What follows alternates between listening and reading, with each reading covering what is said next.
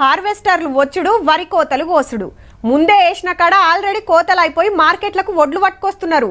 పొద్దంతా ఎండబెట్టాలే, మార్చర్ రాగానే కాంట పెట్టాలే. నడిమిట్లా షెడ్పానలు చేయబట్టి పొద్దుముక పట్టాలు గప్పుడు తడిస్తే మళ్ళా పొద్దుగాల ఎండ కోసుడు నడుస్తుంది. పంటలేసుడు ఒడిచినాక షేండ్ల కంటే ఎక్కువ ఈడనే అస్సలు పని ఉంటుంది రైతులకు. కానీ గీడేం నడుస్తుందంటే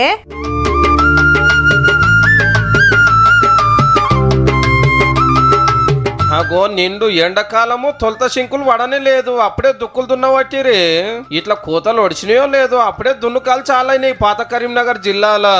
నిన్నీయాల కాదు, ఎప్పటి సందో ఇట్లనే నడుస్తుందట. మరి దీంతోటి ఫాయిదా ఏందంటే ప్లవ్ దున్నుకొని రెడీ పెట్టుకుంటాం. ఏదైనా పురుగు పూసి ఉన్న చచ్చిపోతుంది. తర్వాత కోడేరు చల్లుకొని కోడేరు కుప్పలు పోసుకొని చల్లుకొని పెట్టుకుంటాం. దున్ని ఎండ పెట్టుకుంటాం. తర్వాత 6వ నెలలో మళ్ళీ 6వ నెల 15-20 తారీఖు అట్లా వర్షాలు పడ్డ తర్వాత మొక్కజొన్న సాగు చేయడం జరుగుతుంది. గదన్నట్టు మున్పేసిన పంటలకు పురుగు పడుతుంటది కదా. కోతలు కోసినాక చేనులు అట్లనే ఇడిచిపెడితే మళ్ళేసే పంటకు పురుగు పట్టే డేంజర్. అట్లా కాకుండా ఎండాకాలంలోనే దున్నితే తిప్పలు తప్పుతాయి అనేది రైతుల మాట.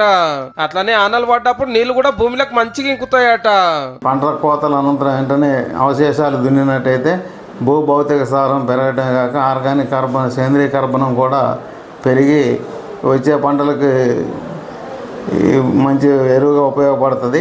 ఇంకోటి ఈ ఏదైతే లోతుదుక్కులు చేసినో ఏమంటే వర్షాలు కురవటం స్టార్ట్ కాగానే భూమి దాని యొక్క కావాల్సిన వాటర్ అంతా రిసీడ్ చేసుకొని గిన్నె తీవ్ర ఫాయిదా ఉన్నది కాబట్టి కరీంనగర్ రైతులు వెనకట్లెక్క యాసంగి దుక్కులతోటి ఆనకాలం పంటకు రెడీ అవుతున్నారు.